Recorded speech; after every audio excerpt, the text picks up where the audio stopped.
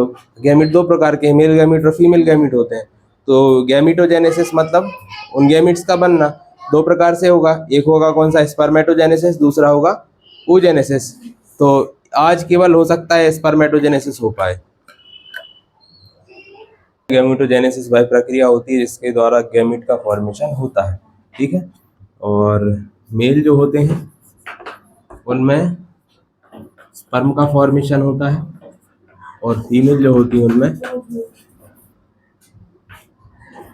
Ovum का formation होता है, या फिर ओवा भी बोल सकते हैं, इनका फॉर्मेशन होता है। ये एक गैमीट ये हो गया स्पर्म, एक गैमीट हो गया ओवम। अब इस प्रोसेस को, स्पर्म बनने की प्रक्रिया को हम कहते हैं स्पर्मेटोजेनेसिस।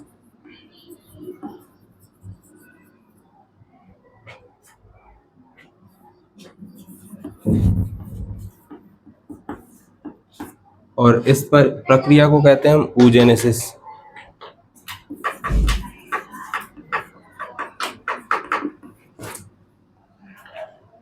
ठीक है, गैमिटोजेनेसिस, मेल में स्पर्म फॉर्मेशन, फीमेल में ओवम फॉर्मेशन। इस प्रोसेस को कहोगे स्पर्मेटोजेनेसिस, इस प्रोसेस को कहोगे oogenesis। ठीक है, इसके बाद हमने देखना है कि जो गैमिटोजेनेसिस होता है, चाहे आप स्पर्मेटोजेनेसिस की बात करें चाहे oogenesis की बात करें, दोनों में लगभग लगभग समानताएं हैं, कुछ अंतर कर छोड़कर। तो हम कह सकते हैं कि इनमें तीन प्रकार की क्रियाएं होती हैं, चाहे आप किसमें ले लो, स्पर्मेटोजेनेसिस में ले लो, चाहे आप किसमें ले लो, oogenesis में। सबसे पहली एक प्रावस्था आती है जिसको मल्टीप्लिकेशन फेज कहा जाता है।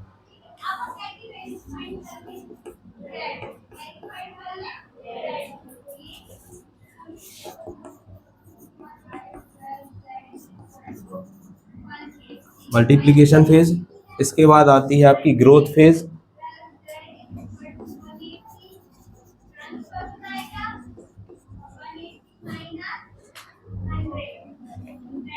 इसके बाद आएगा मैच्योरेशन फेज,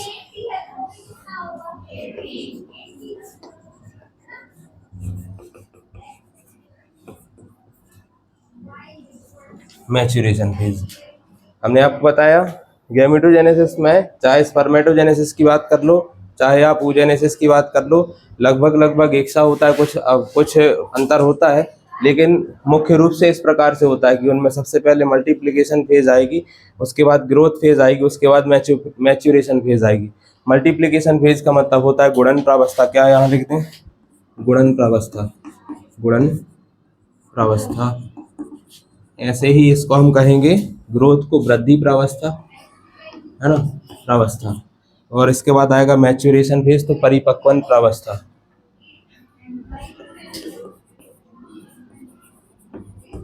परिपक्वन प्रावस्था, एक बार इतना लिख लो फिर आगे बढ़ते हैं।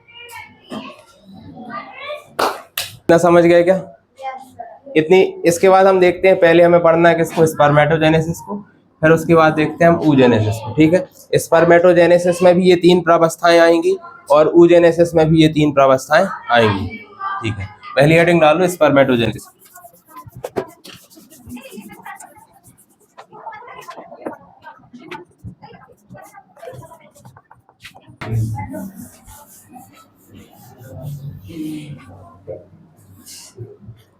यहाँ बनाते हैं, आपको पता होना चाहिए किसके बारे में बात कर रही है, स्पर्मेटोजेनेसिस के बारे में बात कर रहे हैं। ठीक है, यहाँ लिख देते हैं छोटा सा,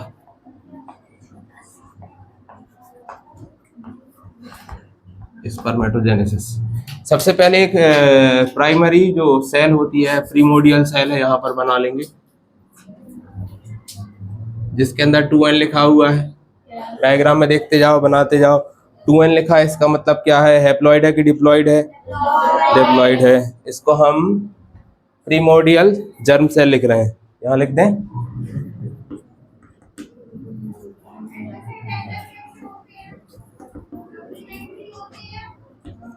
बनाते जाएंगे साथ में। प्रीमोडियल जर्म सेल, ज्यादा बड़ी बन गई, छोटी बनाओ इसको।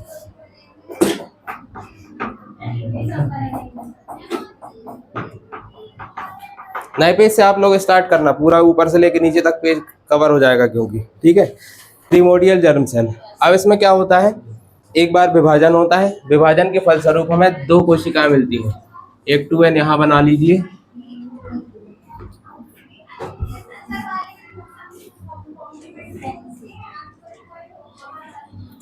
एक 2n यहाँ बना लीजिए।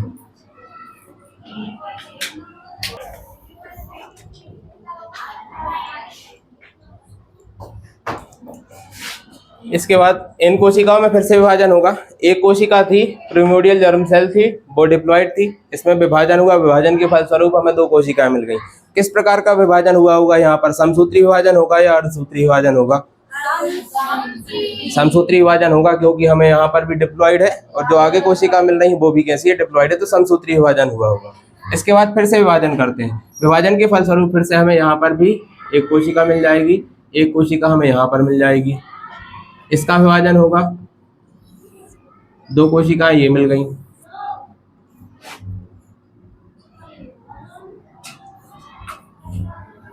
बना पाए इतना? एक विभाजन और करेंगे,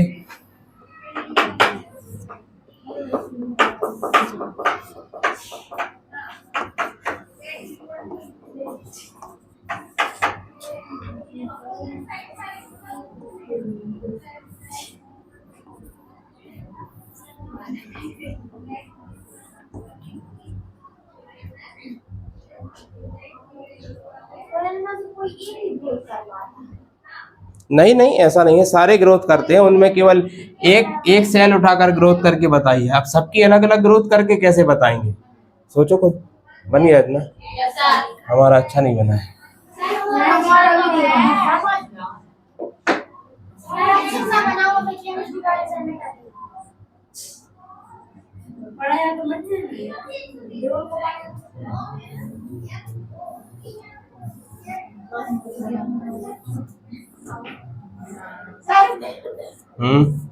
ये तो अंगूर जैसे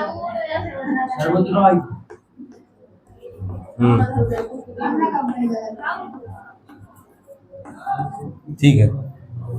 अब हमने आपको सबसे पहले बताया था कि पहली जो होती है कौन सी अवस्था होती है? मल्टीप्लिकेशन फेज होती है, या फिर पहली होती है गुणन अवस्था या गुणन प्रावस्था। हो गई, ये गुणन प्रावस्था हो गई। गुणन प्रावस्था का मतलब है कि सेल में क्या हो रहा है? गुणन हो रहा है, मल्टीप्लिकेशन हो रही है, संख्या में वो क्या कर रही है? वृद्धि कर रही है। एक कोशिका थी, एक कोशिका से दो कोशिकाएं बनी, दो कोशिकाओं से चार कोशिकाएं बनी, चार कोशिकाओं से 8 कोशिकाएं बनी। ठीक है, यहाँ पर हम देख चुके एक प्रीमोडियल जर्म सेल थी, उसने विभाजन किया, विभाजन के फलस्वरूप उससे हमें 8 कोशिकाएं मिल गई। ये हो गई हमारी कौन सी? पहली अवस्था, गुणन अवस्था। गुणन अवस्था के बाद आती है ग्रोथ फेज या वृद्धि प्रावस्था। अब इनमें से कोई एक सेल उठा लेंगे और उस सेल की हम ग्रोथ करके बताएंगे। ठीक है, एक सेल उठा लेते हैं कोई भी,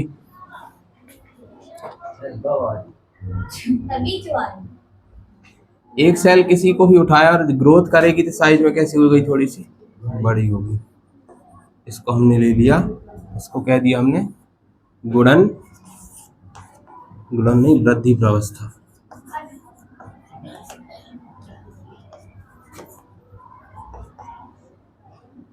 ग्रोथ फेज, इसको क्या कहेंगे? Multiplication phase. लिख नहीं रहे, जगह नहीं है, आपको पता होना चाहिए।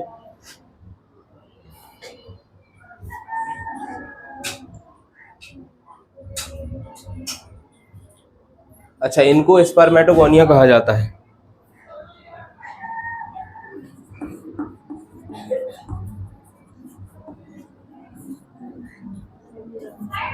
ठीक, स्पर्मेटोगोनिया, स्पर्मेटोगोनिया हो गई।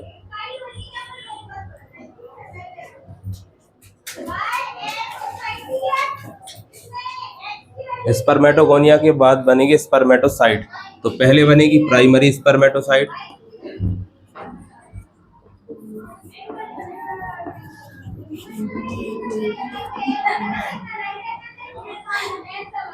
प्राइमरी स्पर्मेटोसाइट के बाद बनेंगे सेकेंडरी स्पर्मेटोसाइट। तो ग्रोथ फेज हमने देखा, यहाँ पर एक कोशिका उसने ग्रोथ कर ली है।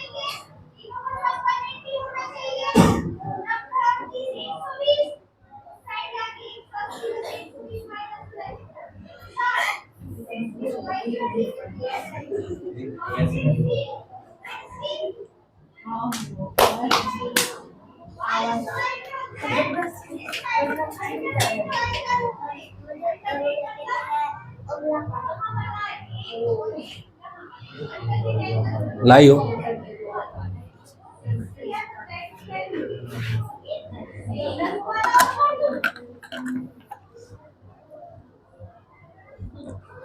ये प्रिमोडियल जर्म सेल है जो है वो कहाँ पर होगी?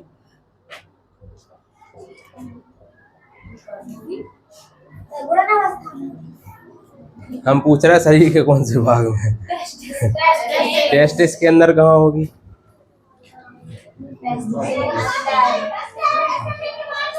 टेस्टिस के अंदर के स्ट्रक्चर अभी आपने पढ़े नहीं है। जब आप स्ट्रक्चर पढ़ के आओगे ना, कल खुद से पढ़ लेना थोड़ा सा। ये संरचना है वृषण की। इसमें जब आप इसको पढ़ के आओगे तो पता चलेगा कि हाँ, नहीं ये तो कहाँ हो रहा है हमें टेस्टिस पता है, आपको ओवरी पता है, लेकिन उनके अंदर कौन सी कोशिकाएं होती हैं या कौन सी नलियां डली होती हैं या कौन सी डक्ट होती हैं जिनके अंदर ये प्रोसेस होती है, तो आपको पता चलेगा डायग्राम से देख के आओगे जब।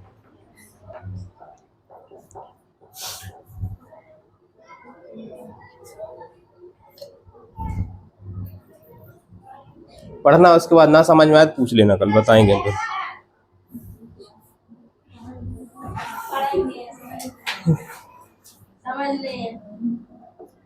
ये ग्रोथ फेज हो गई। ग्रोथ फेज में उसकी आकार में क्या हो जाती है? वृद्धि हो जाती है। अब हमें क्या करना है? ये प्राइमरी स्पर्मेटोसाइट प्राप्त हो गई है। अब इसमें अभी हम समसूत्री विभाजन कर रहे थे सारे में। समसूत्री विभाजन मतलब उनके क्रोमोसोम की संख्या आधी नहीं हो रही थी, लेकिन अब यहाँ पर हम क्या करते हैं? अर्धसूत्री विभाजन करते हैं।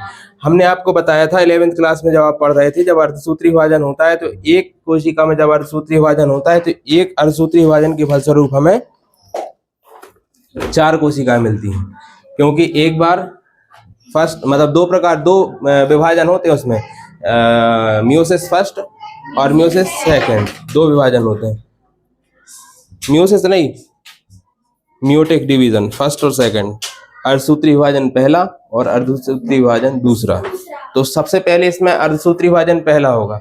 जब पहला अर्धसूत्री विभाजन होगा तो क्रोमोसोम की संख्या आधी हो जाएगी। यहाँ पर सिंगल एन आ जाएगा, यहाँ पर भी सिंगल एन आ जाएगा। ये हो जाएंगी आपकी secondary spermatocyte.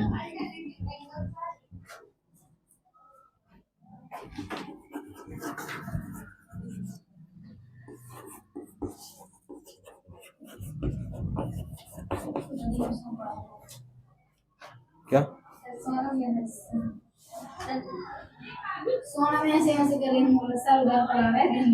Spermatocyte, secondary spermatocyte.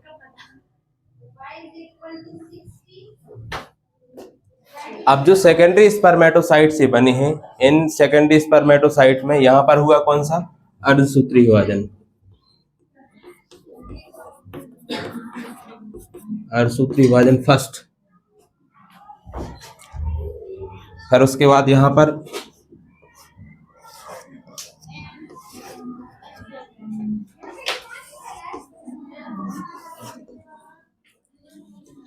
पर हुआ अर्धसूत्री विभाजन सेकंड।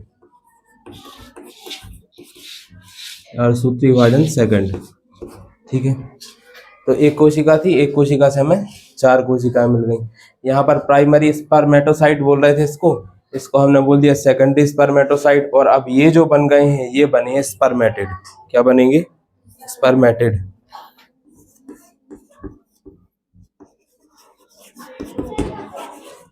स्पर्मेटिड्स।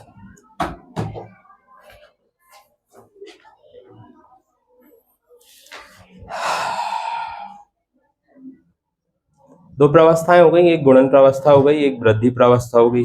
गुणन प्रावस्था और वृद्धि प्रावस्था के बाद आती है कौन सी? परिपक्वन प्रावस्था या फिर मैच्योरेशन फेज। यहाँ पर तीसरी कौन सी अवस्था आती है?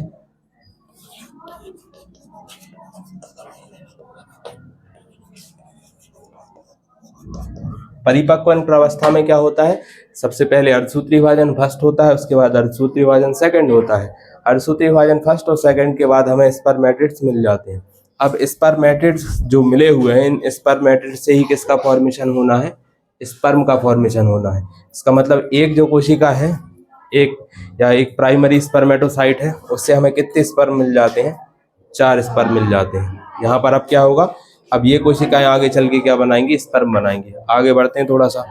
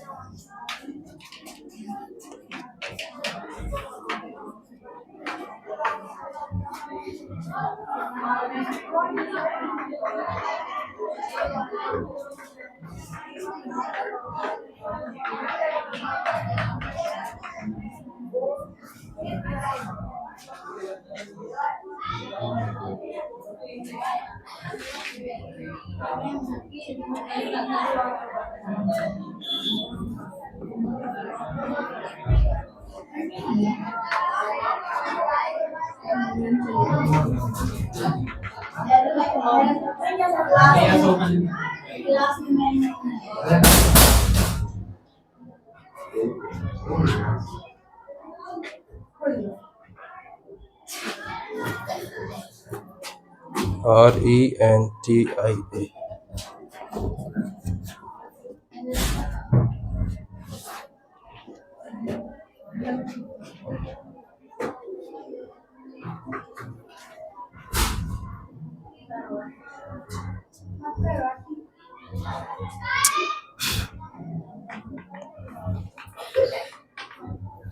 ठीक है, एक बार फिर से रिवीजन कर लेते हैं इसका।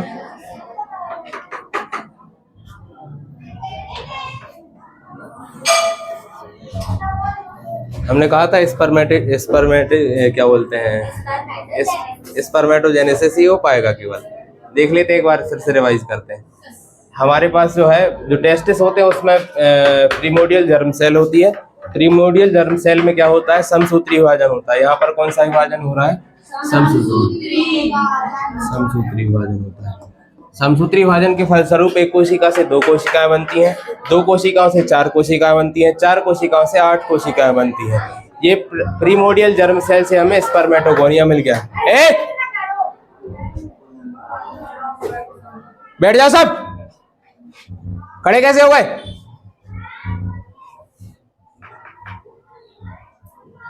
अब भी आ रहा है, बिल्कुल 5 मिनट लग रहा है इसको खत्म करके, फिर अभी आ रहा है, बता दें। स्पर्मेटोगोनिया बन गए। स्पर्मेटोगोनिया हमने देखा एक प्रीमोडियल सेल से 8 स्पर्मेटोगोनिया बनते हैं। इनमें से किसी एक स्पर्मेटोगोनिया को उठा के उसकी ग्रोथ कराते हैं। ये हमारी गुणन प्रावस्था हो गई, इसमें उसका संख्या में वृद्धि करता है। इसके बाद ग्रोथ प्रावस्था में कोई एक कोशिका या कोई स्पर्मेटोगोनिया को उठा के देखा कि वो ग्रोथ करता है। ग्रोथ करने के बाद उसमें क्या आ जाएगी, परिपक्वन प्रावस्था आएगी।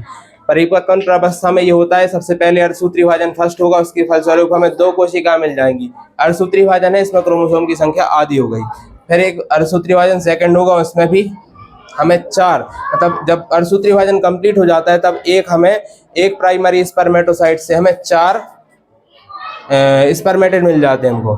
फिर क्या होगा, ये स्पर्मेटेड ही आगे चलकर किसका फॉर्मेशन करेंगे, स्पर्म का फॉर्मेशन करेंगे। और इस प्रोसेस को डिफरेंशिएशन कहा जाता है। मतलब स्पर्मेटेड से स्पर्म जब बन रहे हैं, स्पर्मेटेड से स्पर्म का फॉर्मेशन डिफरेंशिएशन कहलाता है। ठीक है, इतनी बात क्लियर हो गई है। इसके बाद कल, आज ये रिवीजन कर लेंगे ना आज का वीडियो, और इसके बाद कल हम समझा देंगे oogenesis। ऐसे ही oogenesis है, उसमें भी ऐसे ही 3 प्रावस्थाएं आएंगी, गुणन प्रावस्था हो गया, वृद्धि प्रावस्था और परिपक्वन प्रावस्था। देखते हैं उसमें क्या होता है। अब जैसे आपसे कोई पूछे कि एक प्राइमरी स्पर्मेटोसाइट से कितने स्पर्म बनते हैं, 4 स्पर्म का फॉर्मेशन होता है। मतलब एक जब कभी विभाजन होता है तो एक जब सेल विभाजित होती है उससे हमें 4 स्पर्म का फॉर्मेशन हो जाता है, 4 स्पर्म हमें मिल जाते हैं। और इन सब से एक प्रीमोडियल जर्म सेल जो है, एक प्रीमोडियल जर्म सेल से कितने स्पर्म का फॉर्मेशन होगा, एक प्रीमोडियल जर्म सेल से कितने स्पर्म का फॉर्मेशन होगा, इसको आप कमेंट करके हमें बता देना। आज मल्टीप्लाई करके देख लेना, बताना कितने में। अब आप करते रहना, बता देना हमको। चलो चलते हैं, फिर मिलेंगे। जय हिंद। ना ले ले, हम उसको रखें।